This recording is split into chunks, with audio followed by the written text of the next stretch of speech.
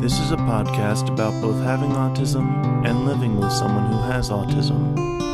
My mom is Sonya, and I'm Josh, and this is Josh Has Autism. Thank you, everybody, for stopping by again. Hello. Josh and I are here hanging out again together, and we're so happy that you're with us. We hope you're having a good day. Josh, I want to talk today. I just want to jump right into it. Okay. Because you said something the other day, and I don't know what you're talking about. So I'd like for you to elaborate. But I'm excited because you said that it's something that you've just discovered. Yeah. Yourself. Yeah. Okay, so that thing is that... okay, I hope you're gonna know what I'm talking about. But okay, here we go. It was something to the effect that you recall... Or you realize, not what you recalled, you realize that there's something going on in your body when you need to take action on something. When you're asked to do something, when you have a responsibility to do something, and you said that you're just realizing what it is that you're... Physically feeling? Okay. Yeah. So I don't know where we're going to go, if this has anything to do with what I planned on asking you about, but I don't want to let that go without having you elaborate. Okay. Well, whenever you guys come up to me and say something like, "Hey, could you mow the lawn?" Mm-hmm. And let's say I'm sitting there reading or something like that. Mm-hmm. It makes me come back to my body, so to speak, mm-hmm. rather than just being in my mind. Mm-hmm. And it reminds me of what's physically going on in my body. It very acutely reminds me of what's going on in my body. Okay. And so even things that may seem minor, because of that, may seem a bit worse initially. Why do they seem worse? Because I'm recognizing them very acutely. Got it. Okay. And it just... Whenever I read, mm-hmm. as this example was going from, mm-hmm. whenever I read, I don't see the words. I see like a world going on around me. Right, sure. Like in pictures. Yes. You see pictures instead of words. Yeah. Yeah. And whenever that happens, I'm not focused on me or the real world. Mm-hmm. I'm focused on this world that this author has come up with. Sure. And so I'm not thinking about the physical, I'm thinking about the mental stuff. Or nothing at all. Yeah. More like, right, okay. So it's not you having to actually do something, it's not the things that you're being asked to do, it's the fact that you're being asked to come back into reality. And when that happens, you feel the different ailments. Yes. Okay. And I not only do I feel them, but I also feel them much more harshly than they may actually be, because I'm just coming back to feeling them. Okay. And I may be reading specifically because I'm trying to get rid of that feeling of feeling bad. Sometimes. Right. Okay. Sometimes I'm just tired. Because you have physical issues. Yeah. That happen. Yeah. Let's say, for example, one that we know of is that you have some gastrointestinal issues. Yeah. Your stomach bothers you a lot. Yeah. And trying to change diet, trying to work on, speaking of that, you just mentioned that you're having soda, but you quit drinking soda so that you're healthier. Yeah. You drink water. So this is the first soda that you've had in a while. But right, so you're saying that, are you always aware of the different issues in your body if you're not escaping? Not always, no. But you're saying that if you are escaping, when you come back it's not technically out of your body and in your body, but I understand what you're saying. Yeah. It's like why, It's like as a population, why do we go to movies? Yeah. It's the same thing. Like, Yeah. it takes you away for a while. Yeah. I love it when people go to comedy clubs, because I look at it that when I'm up there, that's you know. That's their world. Well, it's when I'm charged with helping people escape. Yeah, yeah. The reality of or the mundane or whatever it is. Yeah, for time period. I think one of the phrases that works is you're out in your own world. That's what you say that you are when you're reading? No, that's what in general people say whenever they're experiencing something like that. Or thinking things and they're not even there. That they're in their own world? Yeah. Like they're so deep in thought that they aren't even aware of things going on around them. Mm-hmm. Oh, I see what you're saying. Yeah. I see. Yeah, I see what you're saying. That is how it's worded, right? Yeah, like if you say that somebody's in their own world, it's, yes, so they're not in tune to what's actually happening right in front of them. Right, they're more mentally somewhere thinking. else. Yeah. Yeah, right. Okay, I got it.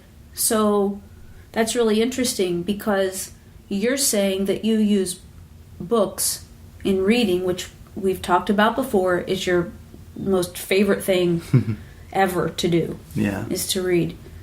And it's interesting because in our society, people drink.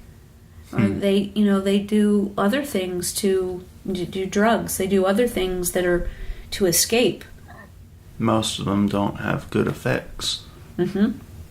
What I'm saying is that there's a similarity in that, escapism. Yeah, and you choose to read to do that. Yeah. But yours sounds, healthier and and kind of exciting because I love the way that you say that you see this in pictures. Not even just in pictures. I mean, I am reading a story. I don't realize I'm reading words. It is absolutely, I'm seeing this world come alive around me inside my head. Wow. Well, that's cool. Yeah. That's cool. So that makes sense. So, like, if you're interrupted from that to ask to, mow the lawn. Yeah, it's jarring. Right. And frustrating. Yeah. And you don't want to leave that. Right. And then whenever I have to, it's like, oh yeah, this is why I didn't want to be here. Because I have intestinal issues. My wrist is hurting. Whatever. Mm-hmm.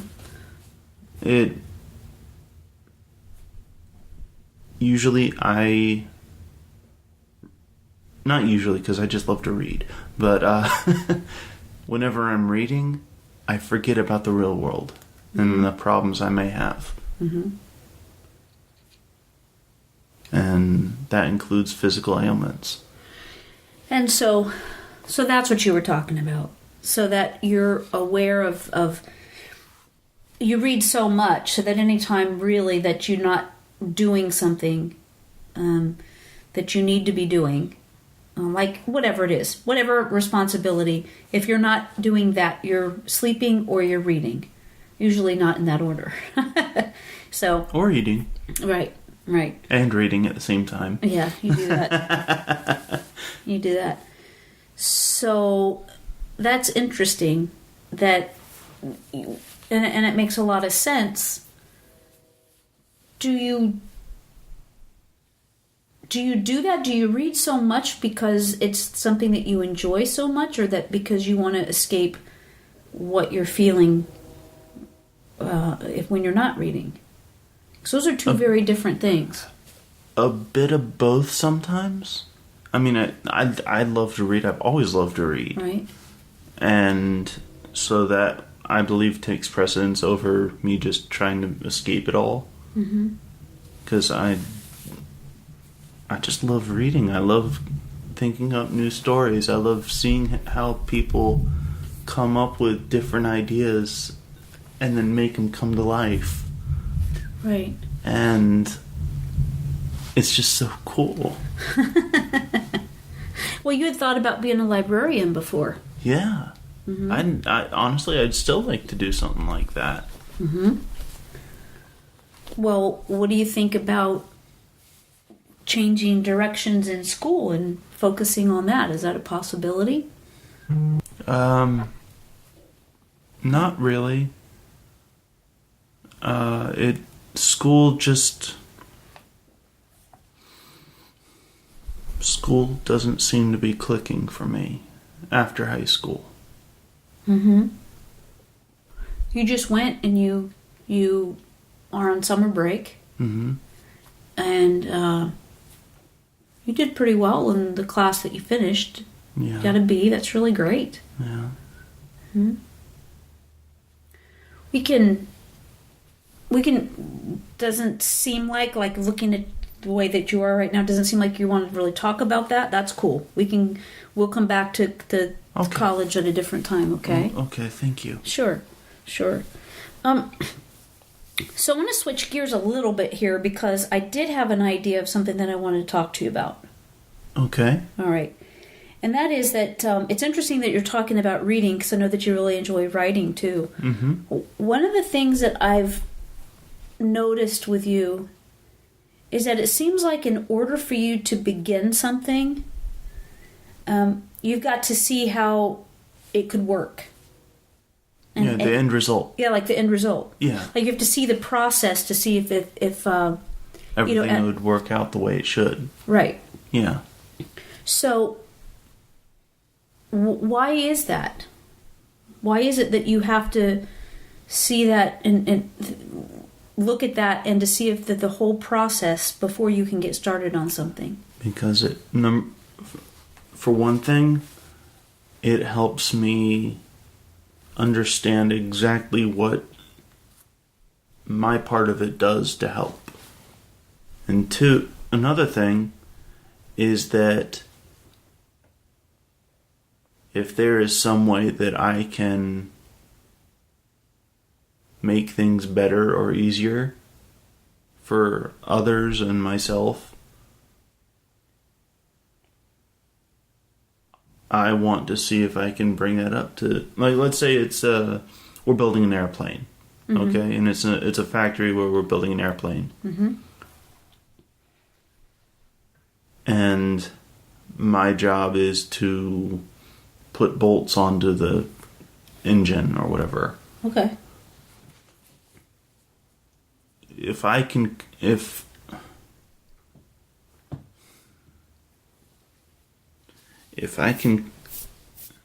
come up with something that would be easier on everyone and would possibly save money, by all means, I'm going to try and do it. Right. And maybe the airplane example wasn't a good example because those are already pre-tested and everything like that before it goes into production. Well, plus we don't have an airplane, so we don't have to worry about that. Yeah. Right, but I see what you're saying, but I guess that specifically what I'm asking about is that oftentimes that interferes with you getting started. Oh yeah, on something. Yeah, and if I don't understand how a process works, like with us putting on the back porch roof, I wanted to understand it so that I could help out efficiently and actually help, so that I understood what the steps were, and so that I could have things ready and I could help. And one of the issues that occasionally arises is that here with this example, Dad wants to do everything, or at least he doesn't want to do everything, but it seems like he just does everything. Right. So with your dad, right, when he's doing some construction or demolition, and he lets us demolish stuff. We can do that. But when it comes time to rebuilding something, he has it all figured out in his head, and we have to stop him and say, we're not in there. So you've got to let us know what's happening so we know what we're doing here. Yeah. So, right. That does happen. Let me ask you about something different, though. Like a different example. Okay. Because the point that I want to get to, and I want to hear what you have to say about this, is that from the outside, it can appear that you have such a struggle getting started on things sometimes that it can sometimes resemble you being lazy. Oh. And so that's not just all that we're talking about here. Right. But I'm just saying that not knowing what's going on with you, the fact that you would be asked to do something and then you didn't, you wouldn't move forward with it, it looks like laziness. And maybe sometimes it is laziness. I don't know. But I feel like more often than not, it's what we're talking about now. Okay. Which is that you're focusing on something and you don't know how to overcome that thing that you're focusing on. Right. I'm going to give you an example. And you were just asked to cut the grass. Mm-hmm. And you said, where did I went? I can't remember where I went. Because this happened, a couple days ago. Yeah. Okay, so I asked you to cut the grass. And I came back, and it wasn't done. Mm-hmm. You said the grass was wet. But it waited for a while. The ground was dry. Everything was dry. Mm-hmm.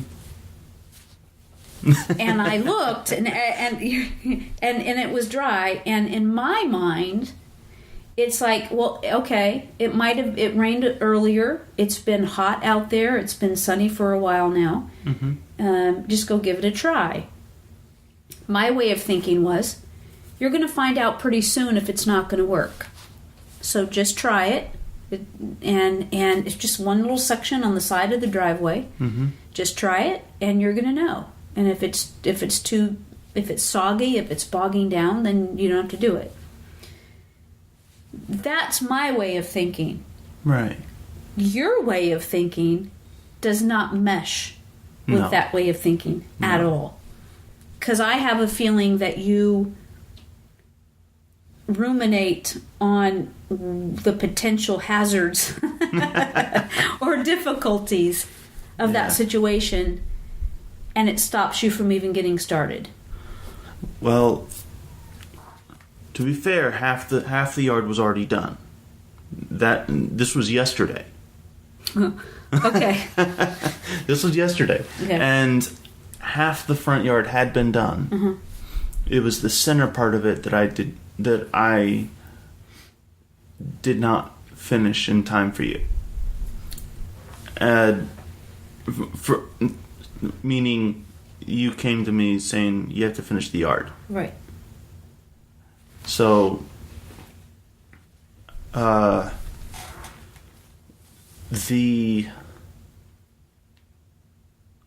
whole issue with it, let's go with what you had said your thoughts process of it was. Mm-hmm.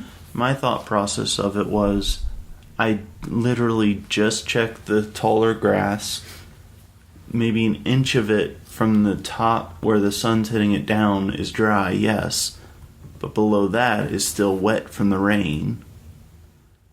And the mower has been having issues when it was dry because it's too tall. It's been having issues cutting the grass. Mm-hmm. So if it's having issues cutting the tall grass dry, it's not going to work with it being wet underneath. So the tall grass that hasn't been getting cut, did you consider using the weed eater? No. No, it's the yard. There would be way too much to do for that. I was just talking about next to the driveway. Oh, see, that is another thing, because I thought you meant the whole yard rather than just that little strip over there. Well, when I came back, that's what I saw. Because when I drove by, I saw that. And then everything was dry. Usually the driveway is still wet. Yeah, the dirt with no grass was dry. Mm-hmm. Yes. 5 minutes prior, it had been wet. Okay, so what would happen? This is like the battle of the yard work here. That's not what I intended to happen. Okay, so let's just say. This is another thing that happens, though. Okay. Just to bring attention to this, is that whenever you give examples of things that happen, I tend to focus on that specific example. Okay. Rather than a general idea of it. Right. So that's another thing that happens with me, is that I focus on a specific thing, a specific time, and an example of that time doesn't, like, my mind just goes to that specific time. It doesn't really go over an overarching thing whenever a specific issue is brought up. So it's better for you if I don't bring up an example? No, I'm just saying that the way that I tend to accidentally latch on and focus onto that example. Okay. That has been an issue in the past and still is an issue at times. So I just wanted to bring that up so that people that are listening may understand that happens. Okay. Got it. So I don't really know if the cutting the grass example is going to help, because you have a different opinion, which is fine. Yeah. We have a difference of opinion, and that's fine. Those things happen. If I ask you to do something, well, here's what I'm trying to. Okay, I'll try this again. What I'm trying to say is that it seems like sometimes when you're asked to do something, you don't get started on it. You don't jump into the process. Let's just take something that I know that you love. I know what you're saying. Okay. Whew. Yeah. So, if I'm ever having a difficulty saying, I need to do this, usually it's because there's a conflicting thought in my head. Right. Whether it's real or imagined. That's exactly what I'm talking about. Could you elaborate, please? Yeah. Like,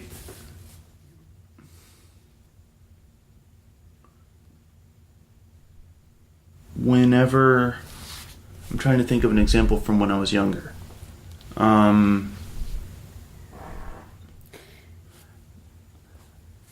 know that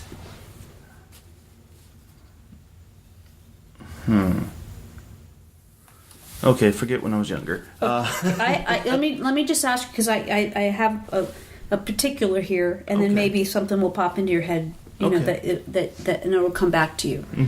One of the things is when you're writing, I know that you love writing. Sometimes it's very difficult for you to get the first sentence out. Yeah. And if you can't get the first sentence out, you're stuck. You don't seem to be able to move beyond that. And when I've talked to you before, I've gotten the impression that it's the same thing as what we're talking about now, in that you kind of see the whole thing unfolding, and in your mind, if you misspeak on the first sentence, it can throw the rest of the story off. Right. So we're talking about writing on a computer, in that can always be changed. Yeah.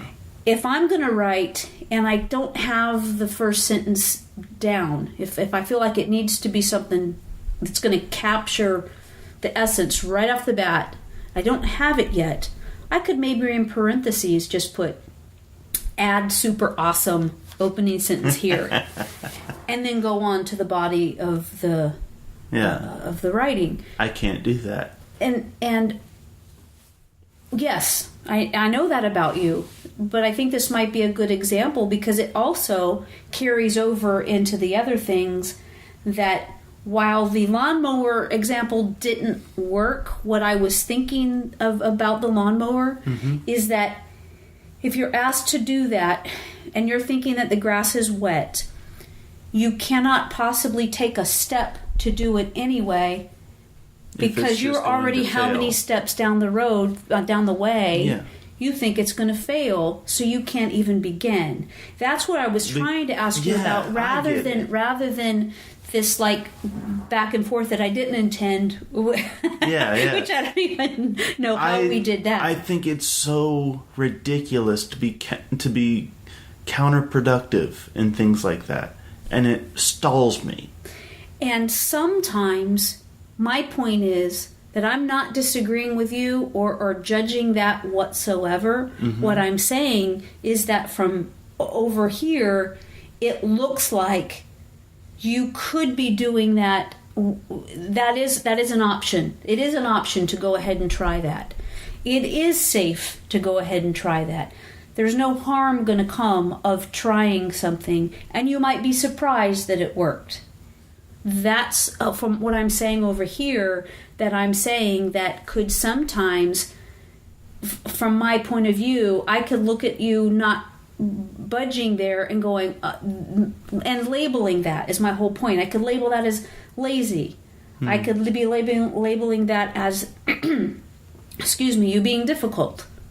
And what my whole point is, that's not accurate. Even in the past, I have to tell you, there have been times that I thought that, and I believe that I was wrong in those things. So because of that, I'm saying that I realized that there's something stopping you from even being able to initiate an activity. You can't initiate that first sentence. If I don't know the whole process of where it's going to go. Right. So, what I'm saying, what happens? What's that like feeling that you have that makes it impossible to... I become distraught. Yeah. It pulls me in two different directions at the same time. Where one side is, I have to do this. The other side is, but I can't do this. And it's just warring back and forth, and it stresses me out so much. So sometimes what I do is I just sit down and am like, yeah. You know? And it's like... Right. When that happens, where do you feel it? Does it upset your stomach? Is it all throughout your body or in... Mid-thighs up. Mid-thighs up? And it just is anxiety? Yeah. Okay. Yeah, anxiety. I physically feel like I'm being torn apart. Okay. Right. One thing that I've seen on numerous occasions is that there's a line that we kind of have to kind of follow, in that if we're asking something of you, there's a big difference in you not wanting to do it and you not being able to do it. But when I say we follow it, but like a kind of teeter on this line, is because they look the same sometimes. Yeah. And it's really hard for somebody that doesn't know you to see what's happening. Right. And I see it happening because we work on this stuff all the time, don't we? Yep. Yeah. I just thought of something. Okay. Instead of there's your sign, Yeah. there's autism. Well, for you anyway, right? Yeah. Yeah. Yeah. Because it is true that even if you're given a direction or you're given instructions, if there's that aspect to it in your mind that this isn't the way to do it, this isn't going to work, this isn't the right process. I mean, you could, I guess, fill in the blanks there. All of those stop you from being able to even get started. Mm. So I imagine that not just for you, but other folks with autism might be experiencing the same thing. And their families might be experiencing the same thing. So what I'm wondering is that, have you found anything that helps that? Trying to explain that something like that is happening, and explaining my reasoning why I'm so conflicted. Mm-hmm.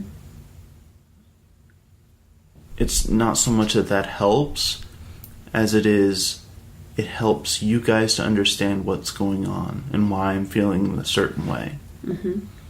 And that you guys can then try and find a way to work around it. Mm-hmm. that works. Yeah. It's not that I'm not saying just leave it up to you guys. I'm up to your parents or whoever. Right. I mean that you have to work with them, but because I'm stuck on it, an outside point of view that can help me work around it is amazing. So just talking it out? Yes. And sometimes talking it out doesn't help when the issue being dealt with is time sensitive. Exactly. So what you just described is the thing that I've been thinking about for a long time, which is that you are very rigid a lot of times in your way of thinking, which means that your dad and I need to be very flexible in the way that we're thinking.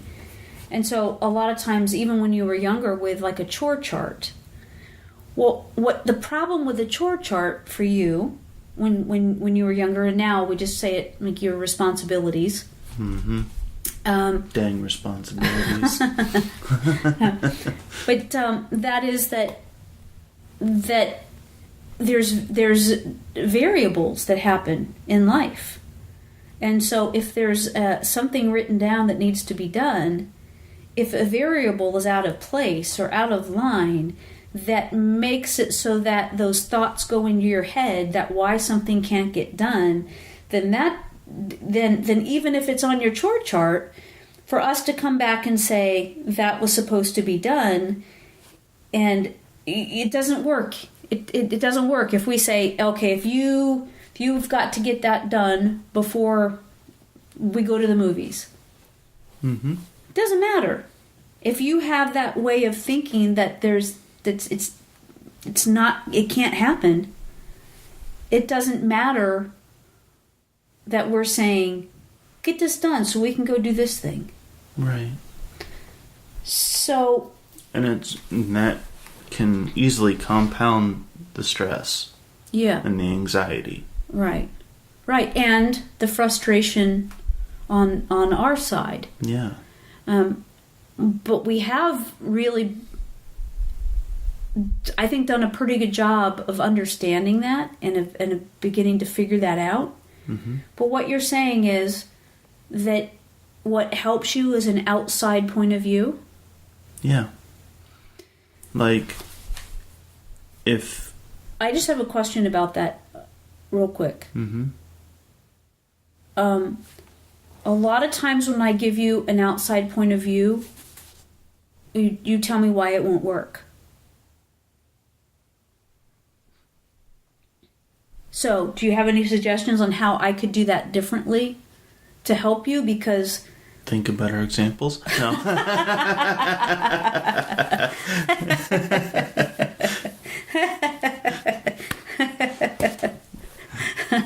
Okay. No. It's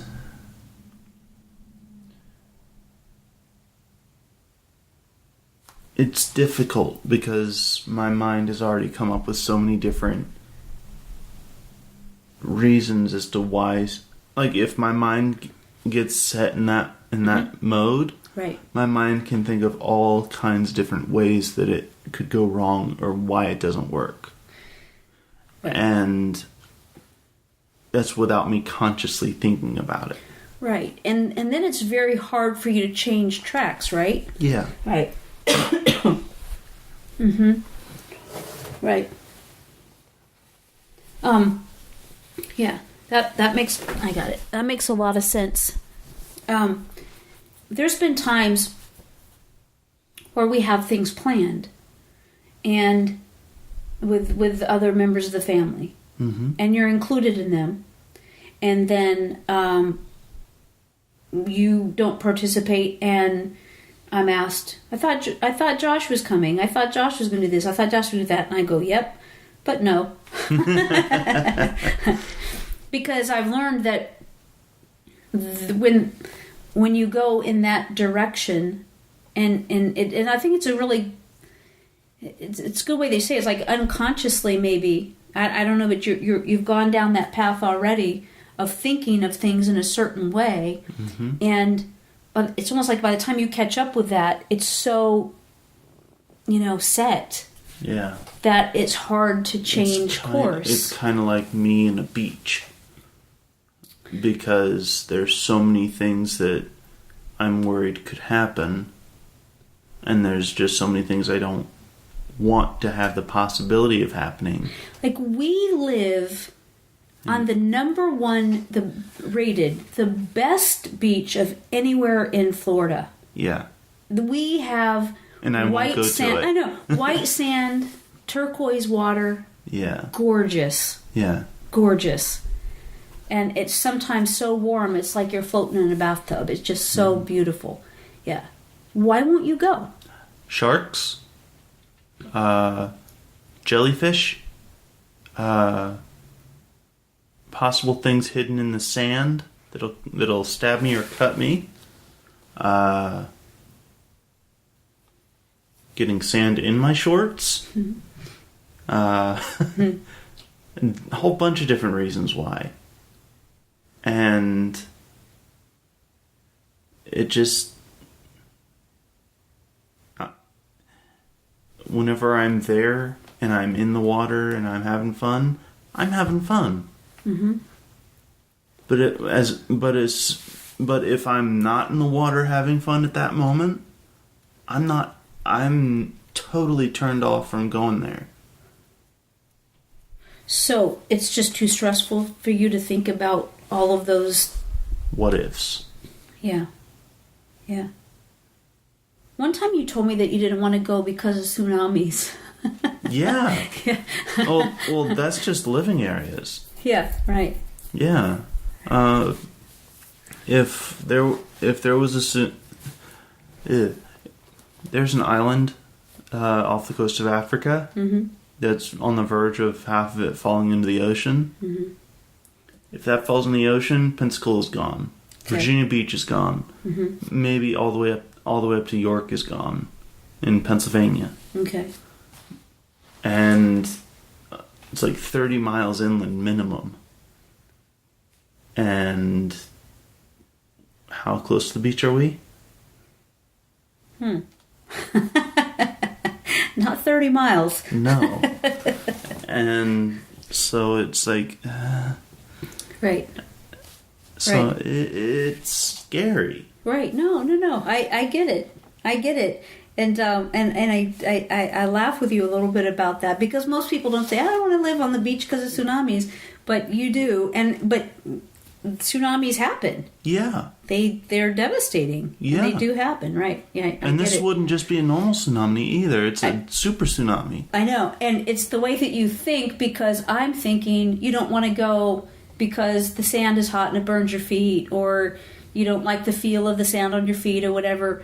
No, but I just don't want to die.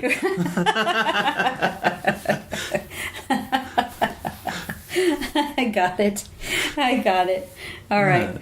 Whenever we lived in Pennsylvania, and we were thinking about moving, one of the many times we thought about moving up there, was one of the things that I took into account was natural disasters.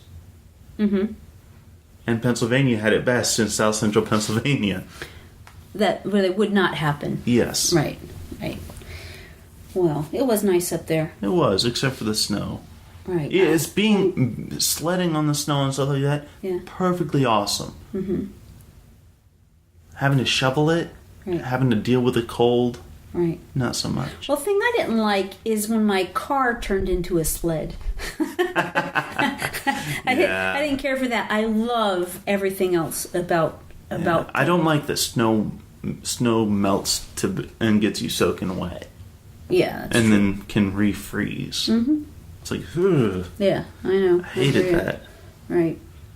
I think, so we have talked about so much in the last 40 some minutes. Let me just make sure that I've got this. When you're having a difficult time moving forward because of rigid thinking, how is it best that I can help you with that? Do I need to, in that moment, decide to alter my expectation? Or give you some options? Or what helps you the most? I think the best option is, if we're on a time constraint, find something else for me to do. Okay. And if there is no time constraint, try and talk me through it. Try and talk with me so that I can get through it. Okay. If in your mind what I'm asking you to do is not going to work, ask me to explain why it won't work.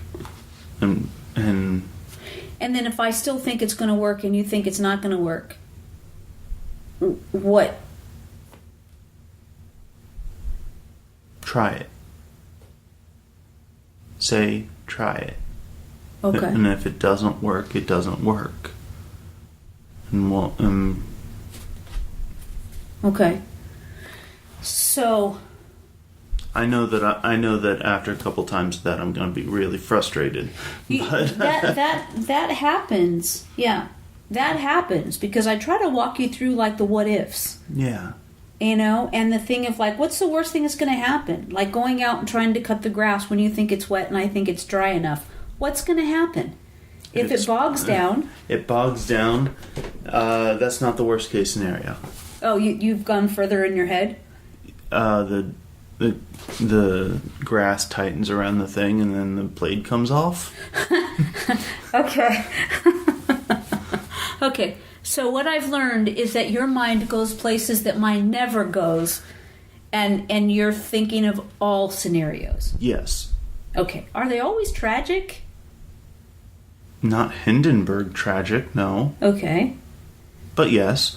Right. So you're thinking, because what I'm saying is that all this, like, we're talking about a lawnmower, I'm just thinking, to get bogged down a little bit, it's hard to push, so you're just, wait for another day. Yeah. You're thinking, no, it can make the blade come off. We're talking about the beach. I'm thinking of the sand. You don't like the feel of the sand. You're thinking, no tsunamis. And, so it does seem that you really are considering all, possibilities. How am I still upbeat? I know. Seriously. Yeah. It's because I can laugh at myself. Mm-hmm. I can laugh at the situation and just... Afterwards. Yeah, afterwards. Because when we're in those conversations and you're in those scenarios... I am totally Yeah. Yeah. You're unable to sometimes communicate. Sometimes I'm unable to even function. Mm-hmm. Right. And so, well, you laugh about it now, and, we can be light about it, but you and other people with autism really do feel these things in your body that what you've described to me feels like intense anxiety. Yeah. And it can cause you, it can cause it to be so bad that, like you just said, you don't function. Yeah. So what we're talking about is these activities that maybe people take for granted. And the point that I'm trying to make today is that sometimes it can look like something that it's not. It can look like laziness. It can look like maybe somebody being difficult. But the fact is that in your case, that you need things to be in a certain linear fashion. I need to understand the steps that everything is going through for the end result. Mm-hmm. I need to know what the end result is. Mm-hmm. And I need to know that there's not going to be anything that could hinder that. Right. And what I'm saying is that there's an awful lot of stress in there. Yeah. That I don't deal with. I guess what I mean by that is that Well, you already made it clear. You don't think things like that.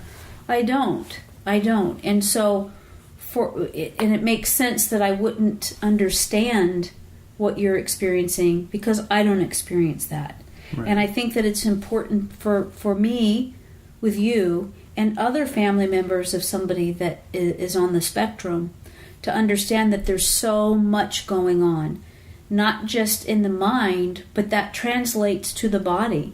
Yeah. And it's something that can be devastating and debilitating. Yeah. And when I'm so conflicted like that, I physically feel pain. Mm-hmm. Yes, I've seen that. Yeah, I've seen that. And I've seen that when I was trying to explain things to you before, you just say, please stop talking. And I understand what you're saying. You're able to say that to me, and I get it. I get that you're saying it's too much right now. Yeah. You cannot, no more is going in. Yeah. This is too stressful. This is too uncomfortable. This, Yeah. And I've learned from watching you and just knowing you, and I respect that. I don't want to cause you physical pain like that, and right. And so sometimes, yes, more often than not, that's what I'm saying, is that you can become very rigid, not by choice, Right. and because of that your dad and I need to be very flexible. And sometimes it doesn't seem fair. Sometimes it feels exhausting. That's because it is exhausting. It really truly is, for us anyway, though, the best way to handle it. Yeah. Is to be understanding that there are times that you just can't do even something that you've agreed to do. Yeah. Because I may want to do it. Mm-hmm. But it's not that you're deliberately being difficult. Right. Right. So that's what I really wanted to get out today. And it through the questions that I was asking you, that was what I was trying to get to, is that for people to understand that a person with autism is dealing with an awful lot that might not be visible. And their behavior and expression is something that is oftentimes physically felt, and it's physically felt in an uncomfortable way. What? The as a kid example. Okay, you got it. Good. You share this and we'll end on this. All right. Kickball. Mm-hmm. People weren't lined up properly. They were skipping turns. Mm-hmm. They were doing all kinds of stuff that were against the rules, and this, that, and the other. And I would get so frustrated and angry that these kids are trying to play a game and they aren't even following the rules. Mm-hmm. Some of them weren't even paying attention to the game, and they were a part of it. Mm-hmm. So I was like, that's so conflicting to me. And it was so conflicting to me that I couldn't stand it, and I would yell out and not necessarily act out, but I would try and get things back under control when I shouldn't have been. Oh, I see what you're saying. You're talking about how that physical anxiety felt? Yeah. Okay. So now as an adult, what we're talking about today, in me asking you to do something, if you're not able to, that physical discomfort that you're feeling now, back when you were younger... I did not know how to channel it. Right. So it would cause difficulty in group activities and in your interaction with other peers. Mm-hmm. Right.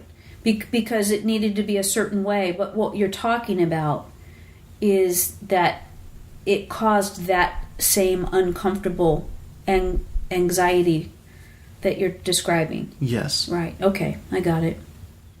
And instead of it being channeled immediately outward, now I've kind of internalized it and it's become painful. Mm-hmm. Right. You know what I mean? Yeah. But you're just saying that when you were a kid, it was painful too. Yeah, it was. And it especially hurt because I knew as soon as I did something, oh man, I'm gonna be in trouble. I'm gonna have people disappointed in me. I'm gonna be told that. Who told you they were disappointed in you? No, just in the actions, not me. Okay. Like what? If they made at school, if there were consequences? Yeah. Okay. All right. Something that you just said that I'd like to understand. You said that now you internalize it. And yeah, like I don't really have something right now that I channel that into. All that frustration and everything, I just end up having to let it go. Mm-hmm. And that's not always possible for me. Mm-hmm. A lot of times it is, yeah.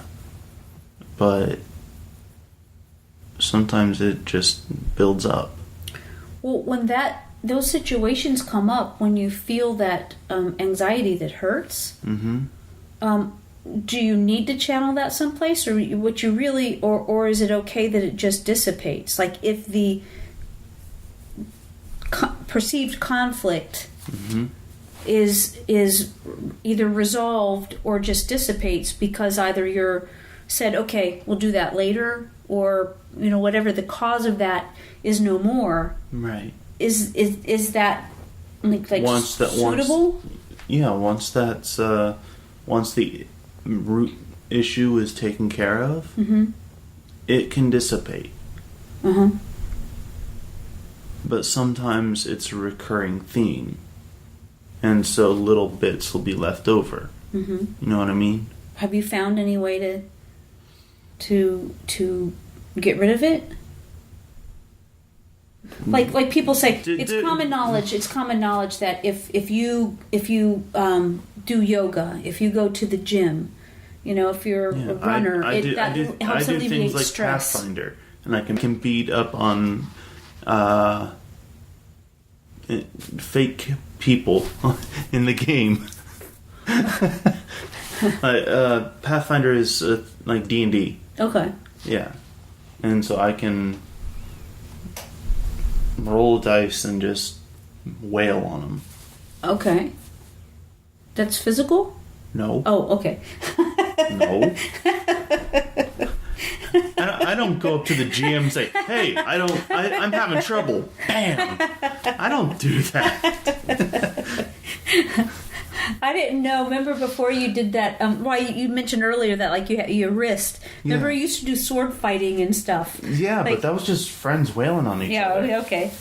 I got it. Yeah. I got it. I still think it's pretty cool that even, not that I essentially broke my wrist, but that in doing so, I broke through his shield. That's crazy. And it was a wooden shield. That's crazy. With a wooden sword. Well,